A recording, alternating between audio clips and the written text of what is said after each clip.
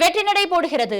Omni Cinemax Khushbu, Benz Media ACS Arunkumar வழங்கும் சுந்தர் சியின் அரண்மனை 4 இசை ஹிப்ஹாப் தமிழா. டூரிங் டாக்கீஸ் ரசிகர்களுக்கு வணக்கம். வாங்க லென்ஸ் நிகழ்ச்சிக்கு போகலாம்.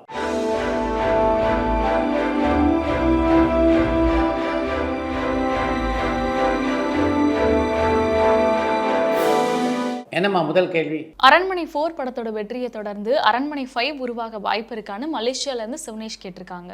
அரண்மனை பாகம் 1 விட 2ஆம் பாகம் மிகப்பெரிய வெற்றியை பெற்றது. 2ஆம் பாகத்தை விட 3ஆம் பாகம் மிகப்பெரிய வெற்றியை பெற்றது. இப்போது அரண்மனை 4 முந்தைய படங்களை எல்லாம் தாண்டி மிகப்பெரிய வசூல் சாதனையை படைத்துக் கொண்டிருக்கிறது. அதனால அரண்மனை 5 உருவாவதற்கான எல்லா வாய்ப்புகளும் இருக்கு. சார், டைரக்டர் பாலச்சந்தர் அறிமுகப்படுத்திய முகங்கள்ல உங்களுக்கு ரொம்ப பிடிச்ச முகம் எதுன்னு செங்கல்பட்டுல இருந்து மணிவாசகன் கேட்டிருக்காங்க. பாலச்சந்தர் அறிமுகப்படுத்திய புதுமுகங்களில் எனக்கு பிடித்த முகம் எது என்று சொல்வதை விட பாலச்சந்தருக்கு பிடித்த முகம் எது என்று சொல்வது சரியா இருக்கும் அப்படின்னு நினைக்கிறேன். ஏறக்குறைய இதே மாதிரியான ஒரு கேள்விக்கு சில ஆண்டுகளுக்கு முன்னாலே பாலச்சந்தர் ஒரு பதிலை சொல்லியிருந்தார். நீலநதிமாறு படத்திலே காது காலாத அந்த பாத்திரத்தை நடிப்பதற்கு நான் பல புதுமுகங்களை தேடினேன். கடைசியில் அந்த பாத்திரத்துக்கு மிகச்சரியாக அமைந்தவர் தான் அனுமந்து. நான் அறிமுகப்படுத்திய புதுமுகங்களில் எனக்கு பிடித்த முகம் அதுதான் என்று கே பாலச்சந்தர் ஒரு பேட்டியில் பதில் சொல்லியிருக்காரு. உங்களுடைய கேள்விக்கு அவருடைய அந்த பதிலை வழிமொழியர் தானே சரியா இருக்கும். பழைய மூவிஸ்ல வர ஸ்டோரிஸ் எல்லாமே ரொம்ப ரசிக்கிற மாதிரி நீண்ட காலத்துக்கு இருந்தது. பட் ஆனா இப்போ வர மூவிஸ்ல இருக்க ஸ்டோரி எல்லாமே அந்த அளவுக்கு ரசிக்கிற மாதிரி இல்ல. அதுக்கு என்ன காரணம்னு சென்னையில இருந்து கார்த்திக் கேட்டிருக்காங்க. இப்போது வருகின்ற சினிமாக்கள்ல கதை ரசிக்கும்படியா இல்லையே அப்படின்னு நீங்க குறை சொல்றீங்க. பல பேர் இப்போது வருகின்ற சினிமாவில் கதையே இல்லையே என்கிறார்கள். முதல்ல கதை இருந்தால் தானே ரசிக்கும்படியாக அது இருப்பதற்கு. மகாத்மா காந்திஜியோட வாழ்க்கையை வெப் சீரிஸா இயக்க போறதா ஹன்ஷல் மேத்தா வந்து ஒரு செய்தி கொடுத்திருக்காரு. ஸோ அதுல யாரெல்லாம் நடிப்பா, தமிழ் நடிகர்கள் யாராவது அதுல நடிக்க வாய்ப்பு இருக்கான்னு மட்டக்களப்புல இருந்து மயூரன் கேட்டிருக்காங்க. ஹன்ஷல் மேத்தா காந்தியுடைய வாழ்க்கை வரலாற்றை காந்தி அப்படின்ற பெயர்ல வெப் சீரிஸாக எடுத்துக்கொண்டிருப்பது உண்மைதான். பிரதீப் காந்தி தான் அதில் காந்தியினுடைய வேடத்தில் நடிக்கிறார். அந்த படத்தில் தமிழ்நாட்டைச் சேர்ந்த நடிகர்கள் யாரும் இதுவரையிலே நடிக்க ஒப்பந்தமாகவில்லை. அந்த படத்தை பொறுத்த வரைக்கும் அது குஜராத்தி மொழியிலே தயாராகிறது. குஜராத்தி மொழியிலே தயாரித்து அதை ஆங்கிலம் மற்றும் இந்தியில் வெளியிடுவது என்று அவர்கள் முடிவெடுத்திருக்கிறார். பின்னணி பாடகரான மலேசியா வாசுதேவன் ஏதாவது ஒரு படத்துக்கு இசை அமைச்சிருக்காரான சேலம்ல இருந்து செல்வம் கேட்டிருக்காங்க. முன்னை தேடி, சாமந்தி பூ படம் உட்பட 7-8 திரைப்படங்களுக்கு மலேசியா வாசுதேவன் இசையமைத்திருக்கிறார். ரீசன்ட் டேஸ்ல ரிலீஸ் ஆகிற தமிழ் சினிமாவில் வர பெண்கள் ஹாலிவுட் ஸ்டைல் மாதிரியே மது அருந்துறது, புகைப்பிடிக்கிறது, இந்த மாதிரியான காட்சிகள்லாம் இப்போ வர படங்கள்ல இருக்கு. இந்த காட்சிகளை சென்சார் போர்டு எப்படி அனுமதிக்கிறாங்க, இதை பத்தின உங்களோட கருத்து என்ன அப்படின்னு அன்னமேடுல இருந்து குப்ராஜ் கேட்டிருக்காங்க. பெண்கள் மது அருந்துவது, சிகரெட் பிடிப்பது போன்ற விஷயங்கள் திரைப்படங்களில் மட்டுமா நடக்குது? இப்போ பொது வாழ்க்கையிலேயே பல பெண்கள் இது போன்ற பழக்க வழக்கங்களை கொண்டிருக்கிறார்கள். அதன் காரணமாகத்தான் தணிக்கை குழுவினர் அது போன்ற காட்சிகளை திரைப்படங்களிலே அனுமதிக்கிறார்கள். சார், நீங்க டைரக்ட் பண்ண படங்கள்ல உங்களுக்கு பிடிக்காத படம் அப்படின்னா அது என்னன்னு தேனியில இருந்து நிர்மலா கேட்டிருக்காங்க. நான் இயக்கிய படங்களே ரசிகர்களுக்கு பிடிக்காத படம் ஒன்று இருக்கலாம். ஆனால் என்னை பொறுத்த வரைக்கும் எல்லா படங்களுமே எனக்கு பிடித்த படங்கள் தான். எனக்கு பிடிக்காத படத்தை நான் எப்படி இயக்குவேன்? சஜித் நாதியவாலா படத்துல ரஜினிகாந்த் நடிக்க போகல அப்படின்னா அந்த ப்ராஜெக்ட்ல அவர் என்னவா இருக்க போறாரு அப்படின்னு மட்டக்களப்புல இருந்து மயூரன் கேட்டிருக்காங்க. சிறிது காலம் பொறுங்கள், உங்களுடைய எல்லா கேள்விகளுக்கும் விடை கிடைக்கும். சார், அரசியல்ல எம்ஜிஆரை போல ஏன் சிவாஜியால வெற்றி பெற முடியலன்னு மலேசியால இருந்து சிவனேஷ் கேட்டிருக்காங்க. எம்ஜிஆர் திராவிட முன்னேற்ற கழகத்திலிருந்து பிரிந்து அண்ணா திராவிட முன்னேற்ற கழகத்தை தொடங்கினார். அப்ப திராவிட முன்னேற்ற கழகத்திலிருந்து ஏறக்குறைய பாதி பேர் அதிமுகவிலே தங்களை இணைத்துக் கொண்டார்கள். அதன் காரணமாகத்தான் அரசியலிலே மிகப்பெரிய வெற்றியை எம்ஜிஆர் பெற முடிந்தது. அப்படிப்பட்ட பின்புலம்லாம் சிவாஜிக்கு இல்லை. இதெல்லாம் தாண்டி பார்த்தீங்கன்னா அரசியல் நுழையிறதுன்னா அதுக்கென்று தனி ராஜதந்திரம் வேண்டும். அது எம்ஜிஆரிடம் இருந்த அளவுக்கு சிவாஜிக்கு இல்லை என்பதையும் ஒப்புக்கொள்ளத்தான் வேண்டும். சார், இப்போ ரீசெண்டாக ஏதாவது ஒரு படம் ப்ரொடியூஸ் ஆர் டைரக்ஷன் பண்ணிட்டு இருக்கீங்களான்னு சென்னையில இருந்து பாலா கேட்டிருக்காங்க. இப்போதைக்கு நான் எந்த திரைப்படத்தையும் இயக்கவும் இல்லை, தயாரிக்கவும் இல்லை. ஆனால் விரைவிலேயே ஒரு திரைப்படத்தை தயாரிக்கின்ற திட்டம் இருக்கிறது. சார், இப்போ ரீசெண்டாக தமிழ் சினிமாவில் கவன், மணிகண்டன், ஹரிஷ் கல்யாண் மாதிரியான நல்ல இளம் நடிகர்கள் கிடைச்சிருக்காங்க. ஸோ இந்த வரிசையில் உங்களை ரொம்ப கவர்ந்த இளம் நடிகர்னா அது யாரு அப்படின்னு மலேசியால இருந்து சிவனேஷ் கேட்டிருக்காங்க. நீங்கள் குறிப்பிட்டுள்ள இளம் கதாநாயகர்கள் பட்டியலில் 2 முக்கியமான பெயரை விட்டுட்டீங்களே.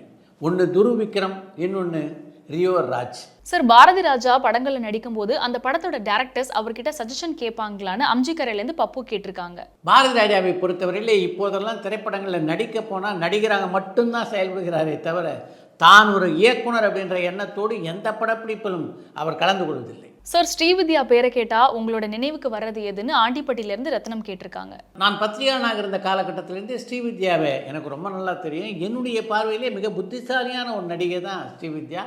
அப்படிப்பட்ட புத்திசாலியான நடிகை இந்த சினிமா அவர்களே எதனால் அப்படி ஏமாந்தார் அப்படின்றது தான் எனக்கு தெரியல. அவருடைய கடைசி காலத்தை நினைத்து பார்க்கும்போது மிகுந்த வேதனையாக இருக்கிறது. என்னுடைய மனதுக்குள்ளே மிகப்பெரிய பாதிப்பை ஏற்படுத்திய ஒரு வாழ்க்கைன்னா அது ஸ்ரீவித்யாவுடைய வாழ்க்கை. சார், கலைஞரை எத்தனை தடவை பார்த்துருக்கீங்க? அவர்கிட்ட உங்களுக்கு ரொம்ப பிடிச்சதுன்னா அது எதுன்னு திருச்சியிலேருந்து பஞ்சலிங்கம் கேட்டிருக்காங்க. கலைஞரை எத்தனை முறை சந்தித்திருக்கிறேன் அப்படின்னு எனக்கு நினைவில்லை. அந்த அளவுக்கு பல முறை அவரை சந்திக்கக்கூடிய வாய்ப்பினை பெற்றவன் தான். அவர்கிட்ட எனக்கு ரொம்ப பிடிச்சதுன்னா அவருடைய எளிமை. ஒரு நாட்டினுடைய முதல்வர் அப்படின்றது எவ்வளவு பெரிய பதவி. அப்படிப்பட்ட பதவியில் இருந்த போதும் மிகவும் இயல்பாகவும் எளிமையாகவும் எல்லோரும் பழகின்ற ஒரு தன்மையை பெற்றிருந்தார் கலைஞர். அதுதான் அவர்கிட்ட எனக்கு ரொம்ப பிடித்த குணம். சார், பாலச்சந்தரோட தண்ணீர் தண்ணீர், பாலு மகேந்திராவோட மூடு பனி, பாரதி ராஜாவோட கிழக்கே போகும் ரயில், இந்த திரைப்படங்களையே எந்த சேனல்லையுமே பார்க்க முடிகிறது இல்லைன்னு திருப்பூர்ல இருந்து லக்ஷ்மணன் கேட்டிருக்காங்க. நீங்கள் குறிப்பிட்டுள்ள 3 படங்களையும் நீங்கள் பார்க்க விரும்பினீங்கன்னா அந்த 3 படங்களுமே யூடியூப்ல காண கிடைக்கிறது. அதை டிவியில் கனெக்ட் பண்ணி நீங்கள் தாராளமாக உங்களுடைய டிவிலேயே பார்க்கலாமே. மறைந்த இயக்குனர் மகேந்திரன் இயக்கத்துல ரஜினிகாந்த் நடிச்ச படங்கள் Mullum Malarum and Johnny. So இந்த படங்கள் ரிலீஸ் ஆகி 40 வருஷம் ஆகியும் இன்னமும் பேசப்பட்டு இருக்கு.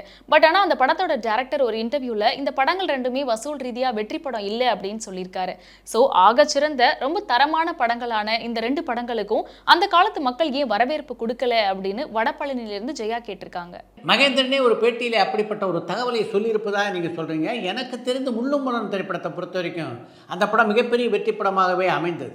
முதல்ல அந்த படத்துக்கு பெரிய வரவேற்பு இல்லைன்னாலும் பத்திரிகையுடைய விமர்சனங்கள் வெளியானதுக்கு பின்னால் மெல்ல மெல்ல அந்த படத்தை பார்க்க மக்கள் வர தொடங்கினார்கள். அதன் காரணமாகத்தான் அந்த படம் 100 நாட்கள் வெற்றிகரமாக ஓடியது. ஜானி திரைப்படத்தை பொறுத்த வரைக்கும் மகேந்திரன் சொல்லியிருப்பது சரியான கருத்து தான். இந்தியன் 2 மூவியோட ரிலீஸ் டேட் ஏன் போஸ்ட்போன் ஆகிட்டே இருக்கு? அந்த மூவியோட ரிலீஸ் டேட் எப்போ இருக்கும் அப்படின்னு புவனேஸ்வரி கேட்டிருக்காங்க. இந்தியன் 2 திரைப்படத்தை பொறுத்த வரைக்கும் அதில் கம்ப்யூட்டர் கிராஃபிக்ஸ் பணிகள் ஏராளமாக இருக்கின்றன. அதன் காரணமாகத்தான் அந்த படத்தினுடைய வெளியீட்டு தேதியை இன்னும் முறையாக அறிவிக்காமல் இருக்காங்க அப்படின்னு நான் நினைக்கிறேன்.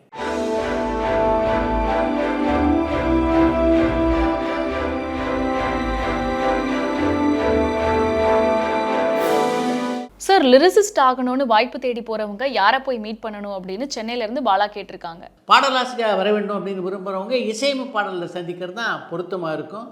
என்னதான் இயக்குனர்கள் தயாரிப்பாளர்கள் அவங்க சந்தித்தாலும் கடைசியில் இசையமைப்பாளர் சரின்னு சொன்னால் தானே அவங்களால திரைப்படங்களுக்கு பாடல் எழுத முடியும். அடுத்து இன்று ஒரு தகவல்.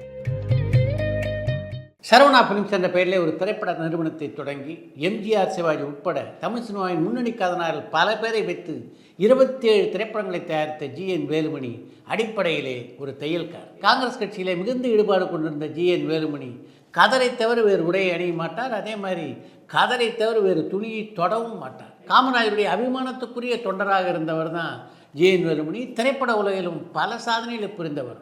ஒரு திரைப்பட தயாரிப்பாளராக அவர் சேர்த்து வைத்திருந்த சொத்தெல்லாம் கேட்டிங்கன்னா நீங்கள் ஆச்சரியப்பட்டு போவீங்க. எம்ஜிஆருக்கு சொந்தமாக இருந்ததே சத்யா ஸ்டுடியோ. அதனுடைய ஒரு பகுதி ஜி.என். வேலுமணி அவர்களுக்கு தான் சொந்தமாக இருந்தது. ஒரு காலகட்டத்தில் திரையுலகிலே படம் எடுத்ததுனால நஷ்டம் ஏற்பட அந்த பகுதியை எம்ஜிஆருக்கு விற்றார் அவர்.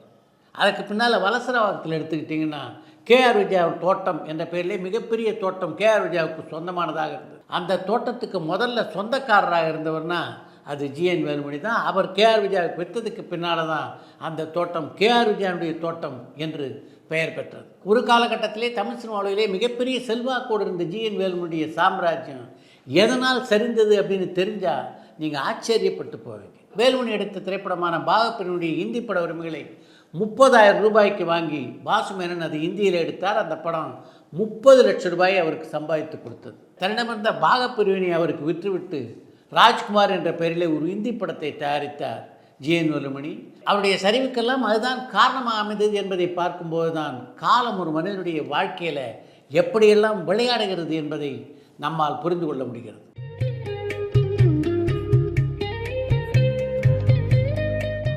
இத்துடன் இன்றைய லென்ஸ் நிகழ்ச்சி நிறைய பெறுகிறது. மீண்டும் அடுத்த லென்ஸ் நிகழ்ச்சியிலே சந்திப்போம். பரபரப்பான சினிமா செய்திகள், நட்சத்திரங்களின் பேட்டிகள், சினிமா வரலாறு ஆகியவற்றை பார்க்கவும் படிக்கவும் உங்களுக்கான இணையதளம் tourantalkies.co.